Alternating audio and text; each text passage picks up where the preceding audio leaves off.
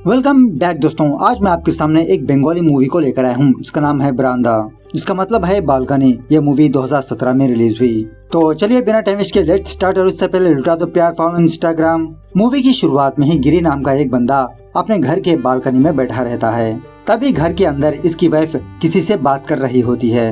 वो कहती रहती है, तुम बहुत ही अच्छे लड़के हो, कॉलेज से फौरन घर आ जाओ, मैं तुम्हारा इंतजार करती रहूंगी। ये सुनने के बाद गिरी अपने फ्लैशबैक को याद करने लगता है। कुछ सालों पहले गिरी एक मैकेनिक शॉप में काम किया करता था। एक दिन गिरी अपने शॉप के एक बहुत बड़े मोटर रॉड को चुराकर अपने घर लाता है। गिरी की वाइफ रोनू ये देखकर इसे पूछने लगती है कि इतना भारी रॉड आप किस लिए ले आए। गिरी बताने लगता है, रिसेंटली एक चोर ने हमारी खिड़की को तोड़ के घर में आया था ना, तो मैं इस खिड़की को ठीक कर दिया। दोबारा अगर कोई चोर हमारे घर में घुसने की कोशिश की तो ये रॉड नीचे गिरेगा, आवाज से हम चौकन्ने हो जाएंगे। ऐसा कहते हुए गिरी उस भारी रॉड को खिड़की के पास रखता है। एक्चुअली गिरी के मन में कुछ और चल रहा होता है। गिरी को शक होता है कि जब गिरी काम पे चला जाता है तो कोई बंदा रोनू के लिए खिड़की के जरिए से आ रहा है। इसी बात का पता करने के लिए गिरी ऐसा किया। खैर प्रेजेंट डे पर रोनू गिरी के पास आकर ये कहने लगती है कि मुझे हेयर शैम्पू चाहिए। गिरी पूछने लगता है, तुम हेयर ड्राई लगाए हुए बहुत साल बीत चुके हैं, सडनली दोबारा हेयर ड्राई लगाने की क्यों विश कर रही हो। तभी घर के नीचे एक बंदा जिसका नाम होता है अंबर, वो रोनू को बुलाकर कहने लगता है कि मैंने अपने कवर को घर में ही भुलाया, क्या प्लीज आप मुझे पास कर सकते हो। एक्चुअली अंबर गिरी का दूर का रिलेटिव है। कॉलेज की पढ़ाई करते हुए अंबर गिरी के घर में एज ए पेइंग गेस्ट की तरह रहने लगता है और इसी तरह अंबर गिरी को हर महीना 500 रुपए भी देता रहता है। अंबर गिरी के घर में रहना गिरी को बिल्कुल भी पसंद नहीं होता, लेकिन एक एक्सीडेंट की वजह से बेचारा गिरी अपाहिज हो गया। सो गिरी सोचने लगता है कि इसके 500 रुपए घर के खर्चे के लिए काम आएंगे। इसीलिए गिरी अंबर को अपने घर में रख लिया। पहले तो गिरी अंबर को अपने घर में रहने के लिए मना कर दिया था। अंबर रोनू के ऑफिस जाकर उसका हाथ पकड़कर उससे रिक्वेस्ट करने लगता है कि ये इनके घर में एज ए पेइंग गेस्ट की तरह रहेगा। अंबर का हाथ का स्पर्श पाकर रोनू के अंदर कुछ फीलिंग्स पैदा होती है। जब अंबर रोनू को टच करता है, रोनू के अंदर कुछ फीलिंग्स जागने लगती है। मतलब रोनू एक जानजवान औरत है। इसकी शादी एक बूढ़े आदमी से हुई। सो जब एक नौजवान लड़का रोनू को टच करता है, सो इसके अंदर एक अजीब की फीलिंग्स जाग जाती है।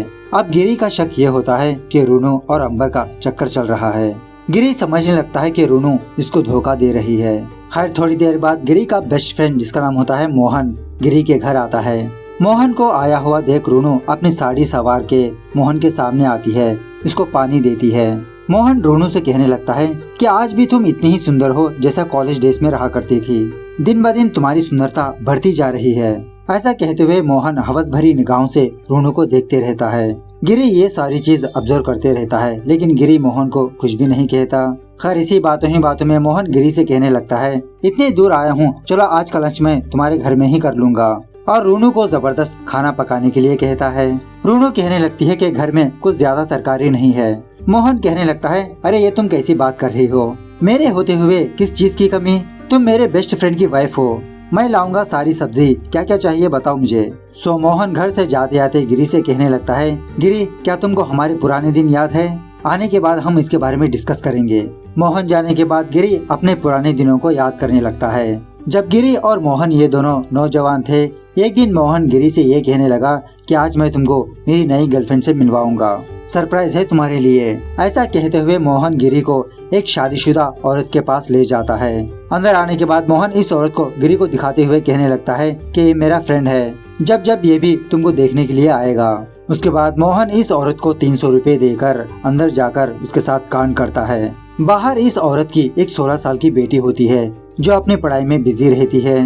मोहन इस लड़की को देखकर इस लड़की पर इसका दिल आ जाता है, इससे प्यार कर बैठता है, किसी भी तरह करके इसको अपना बनाना चाहता है। जब गिरी और मोहन ये दोनों बाहर आते हैं, मोहन गिरी से पूछने लगता है, क्या तुम भी जाओगे। गिरी कहने लगता है कि मुझे वो औरत नहीं चाहिए, उसकी बेटी के साथ कुछ हो सकता है। मोहन कहने लगता है, देखते हैं उसके बारे में भी। एक दिन गिरी ये खुद अकेला उस औरत के घर जाता है। उस औरत को हक करके उसके साथ कांड करने की कोशिश करता है। वो औरत गिरी से कहने लगती है, यहाँ नहीं, दूसरे रूम में चलो, यहाँ पर मेरी बेटी आएगी पढ़ाई करने के लिए। ये सुनने के बाद गिरी के पसीने छूटने लगते हैं। वो फौरन वहाँ से बाहर आ जाता है। उसके बाद गिरी उस औरत की लड़की को फॉलो करते हुए उसे अपने प्यार की जाल में फंसा लेता है, उससे शादी कर लेता है। और ये 16 साल की लड़की और कोई नहीं रोनू होती है, प्रेजेंट गिरी की वाइफ। खैर प्रेजेंट पर मोहन कुछ सामान वगैरह के साथ गिरी के घर आता है। मोहन इसी के साथ साथ एक दारू की बोतल भी लाता है। गिरी को पीने के लिए कहता है, लेकिन गिरी शराब पीने से मना कर देता है। इसी बातों ही बातों में मोहन अपनी पर्सनल लाइफ के बारे में गिरी को बताने लगता है। मोहन कहने लगता है कि मैं एक लड़की के साथ तुम्हारे घर के पास ही रह रहा हूँ। उस लड़की की फैमिली बहुत प्रॉब्लम्स में थी, इसलिए मैं उस लड़की को यहाँ पर लाकर उसे पढ़ा रहा हूँ। उसकी फैमिली की जिम्मेदारी मैं उठा रहा हूँ, उसके बदले वो लड़की मेरी जरूरतें पूरी कर रही है। हर थोड़ी देर बाद अंबर घर आता है। घर में आते ही वो रोनू के पास जाता है किचन में। वो दोनों बहुत ही क्लोजली बात करते रहते हैं। ये चीज गिरी देख लेता है, लेकिन गिरी को ये बात हजम नहीं होती। इसी गम की वजह से मोहन ने जो ड्रिंक बचाया था, गिरी उस ड्रिंक को पी जाता है। इसी नशे की हालत में जब गिरी बाथरूम जाता है, अब गिरी पहले से ही अपाहिज होता है। उसका पैर फिसल के वो नीचे गिर जाता है। रोनू फौरन गिरी को हॉस्पिटल ले जाती है। वहाँ पर एक पुलिस वाला आता है। गिरी का स्टेटमेंट लेकर वहाँ से चला जाता है। गिरी रोनू से कहने लगता है कि अभी अभी एक पुलिस वाला आकर मुझसे कुछ सवालात किया। क्या तुम सच में अपना पैर फिसलकर बाथरूम में गिर गए थे या किसी ने तुमको धक्का दिया? मैंने जवाब दिया कि मेरा पैर फिसलने की वजह से मैं गिर पड़ा, लेकिन हमारे घर की खिड़की में जो रॉड है मुझे वो नजर नहीं आई, और इसी तरह हमारी घर की लाइट्स भी ऑफ थी। क्या वो बंदा खिड़की के जरिए से हमारे घर में आया? क्या तुम और अंबर एक साथ उस रूम में थे? तुम दोनों मुझे मारकर अपनी खुशहाल जिंदगी जीना चाहते हो? इस तरह से रोनू पर शक करते हुए काफी सारे सवाल पूछने लगता है। दुखी होकर रोनू गिरी से कहने लगती है कि अब तक मैंने उसके साथ किसी तरह की गलती नहीं की। तुम्हारे सर को चोट आने की वजह से लगता है तुम्हारा दिमाग सटक गया, इसीलिए ऐसे बहकी बातें कर रहे हो। ऐसा कहकर गुस्से में वहाँ से चली जाती है। रात होने के बाद रोनू अंबर के पास आती है। अंबर को देखकर रोनू अपने सारे फीलिंग्स अंबर के सामने रखती है कि बहुत सालों से ना चाहते हुए भी मैं तुम्हारे भाई के साथ अपनी जिंदगी गुजार रही हूँ। तुम्हारा भाई एक बूढ़ा आदमी है, जानबूझ के अपने प्यार के जाल में फंसाकर मुझसे शादी कर लिया। उस वक्त मुझे भी इतना पता नहीं था, मैं भी इसके साथ चली आई। गिरी ही मेरी जिम्मेदारी समझा, लेकिन अब गिरी के अंदर शक का कीड़ा पैदा हो चुका है। हर बार मुझ पर शक करते रहता है। अब मैं इस बूढ़े आदमी के साथ और अपनी जिंदगी गुजारना नहीं चाहती। इस तरह से कहते हुए रोते हुए रोनू अंबर को हक करने लगती है। अंबर भी रोनू का दर्द समझने लगता है। इन दोनों में एक बहुत ही अच्छी अंडरस्टैंडिंग हो जाती है। खैर कुछ दिनों बाद गिरी हॉस्पिटल से डिस्चार्ज हो जाता है, लेकिन अब अंबर गिरी के घर में नहीं, दूसरी जगह पर सेपरेट रूम लेकर वहाँ पर रह रहा होता है। सो रोनू ऑफिस का बहाना बनाकर हर रोज अंबर से जा मिलती रहती है, घर को लेट से आती रहती है। खैर इसी दरमियान में एक दिन गिरी को मोहन की बातें याद आती है कि मोहन गिरी के घर के आसपास ही रहता है। बेचारा गिरी धीरे धीरे लंगड़ाते हुए मोहन का घर का एड्रेस फाइंड आउट करके उसके घर जाता है। गिरी मोहन के घर में एक हाफ ब्लाइंडेड लड़की को देखता है। इसका नाम होता है बुली। बुली को दिखाकर मोहन कहने लगता है, मैंने कहा था ना एक लड़की के बारे में, यही है। बेचारी बुली की एक आंख काम नहीं कर रही होती, ये सिर्फ एक ही आंख से देख पाती है। बुली को देखते ही गिरी को रोनू की याद आती है। मतलब जब रोनू इसी उम्र की थी, गिरी ने रोनू से शादी किया था। खैर इसी बातों ही बातों में गिरी मोहन के घर में अपने उस मोटर रॉड को देखता है। इस रॉड को देखने के बाद गिरी के तो होश ही उड़ जाते हैं। मतलब गिरी ये समझ रहा था कि इस रॉड को चुराने वाला अंबर था। अंबर हर रोज गिरी के घर आया करता था, लेकिन ये रॉड तो मोहन के घर में मौजूद है। गिरी अफसोस करने लगता है कि ये खामखा रोनू पर शक किया। खैर इसके बाद बुली गिरी को चाय देते हुए उसके पैर के बारे में पूछने लगती है कि इसका पैर कैसे टूटा। गिरी बताने लगता है कि एक एक्सीडेंट की वजह से। हालांकि गिरी का सच कुछ और होता है। एक दिन जब गिरी मैकेनिक शॉप में काम कर रहा था कार के नीचे, सडनली वो कार गिरी के पैर पे गिर गई। गिरी का पैर टूट गया, वो अपाहिज हो गया। और ऐसा करने वाला और कोई भी नहीं, मोहन ही था, क्योंकि मोहन की नजर पहले से ही रोनू पर थी। अब रोनू से मिलना हो तो घर में गिरी होता है। सो अपने रास्ते से बाहर करने के लिए मोहन ने यह कांड किया, लेकिन बेचारा गिरी अपाहिज बन के रह गया। एक्चुअली गिरी को ये बात पता होती है, लेकिन गिरी ये बात किसी को भी नहीं बताता। अब यहाँ पर गिरी और बुली इन दोनों के अंदर फिजिकली कुछ कमी होती है। सो अनजाने में ही इन दोनों के बीच एक बॉन्डिंग हो जाती है, एक दूसरे का दर्द समझने लगते हैं। खैर रात होने के बाद रोजमर्रा की तरह रोनू अपने घर लेट से आती है, लेकिन आज रोनू गिरी के लिए एक शर्ट गिफ्ट पे लाती है। इस शर्ट को देखकर गिरी बहुत खुश होता है। रोनू से पूछने लगता है, क्या तुमने अपने लिए कुछ नहीं खरीदा? रोनू कहने लगती है कि मेरे लिए खरीदने के लिए मेरे पास पैसे नहीं है, जब पैसे होंगे तब खरीद लूंगी। ये सुनने के बाद गिरी बहुत दुखी होने लगता है। सोचने लगता है कि जब मैं कमा रहा था, जो जी चाहा वो खरीद के लाके देता था, लेकिन अब मैं किसी काम का नहीं रहा। और गिरी अपने फ्लैशबैक के एक इंसिडेंट को याद करता है, और वो ये है जब गिरी और मोहन रूनू की मदर से मिलने के लिए उसके घर जा रहे थे। उस घर के बाहर रूनू का फादर बैठा रहता था। उस बंदे को कुछ भी फर्क नहीं पड़ता था कि कौन घर में आता है, कौन घर से बाहर जाता है। सो अब फिलहाल गिरी की हालत भी ऐसी ही है। खैर उसके बाद एक रात गिरी अपने बालकनी में बैठकर रूनू को अपने पास बुलाता है और उसे पूछने लगता है, तुम्हारी माँ मरने के बाद में तुम मेरे पास आई, उससे पहले तुम कैसे अपनी जिंदगी गुजार रही थी, तुम्हारा ख्याल किसने रखा। सो यहाँ पर रूनू गिरी के सामने एक सच को रखती है। जब रूनी की माँ मर गई थी, उसके बाद हर रोज मोहन रूनू के पास आता रहा, रूनू की जरूरतें पूरी करते हुए इसका इस्तेमाल कर रहा था। अब रूनू के पास भी और कोई ऑप्शन नहीं रहा। कुछ दिनों बाद रूनू गिरी का एड्रेस पता किया, इसके पास आ गई। रूनू की बातें सुनने के बाद गिरी बुली को याद करता है। मतलब अब फिलहाल बुली की जिंदगी भी ऐसी ही है। हर सुबह जब कभी भी मोहन अपने घर में नहीं होता, गिरी मोहन के घर जाता, बुली से बातचीत करते रहता। ये दोनों एक दूसरे से अपनी बातों को शेयर करते रहते हैं। धीरे धीरे गिरी और बुली ये दोनों एक दूसरे के करीब भी आने लगते हैं। एक दिन जब बुली कहीं पर जा रही होती है, बुली नीचे से गिरी की तरफ देखती है।